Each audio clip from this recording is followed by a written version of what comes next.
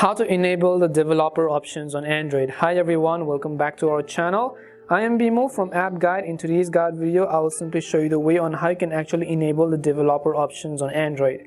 But before we get started with the video, if you are new to our channel, do make sure to leave a like, hit the subscribe button, and without any further ado, let's get started with today's video.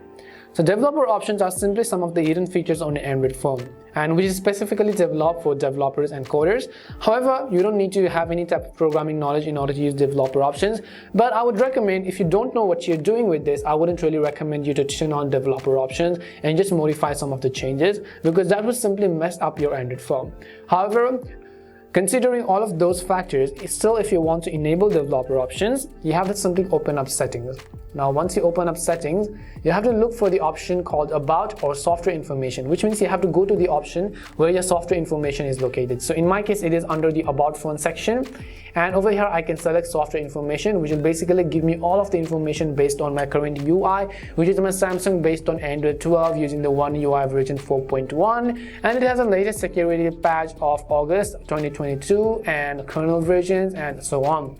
If you want to enable developer options, you can see this button over here, which is build number. So all you have to do is tap on this build number continuously for at least 7 times in order to actually enable developer options. So let me go ahead and do that. So if I go ahead and select it, you can see you are this much step away from being a developer. So I will go ahead and then simply select it. On any Android phone, it is actually usually 7 to 8 times. So for that, you have to also confirm by using your mobile PIN.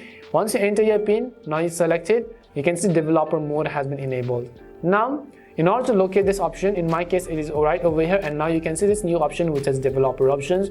If I go within it, I can do a bunch of various things over here, so I can go ahead and simply do all of these things, but I would recommend not to really mess it up unless you know what you're really doing over here. If you want to turn off developer options, then just go ahead and then simply turn it off right over here.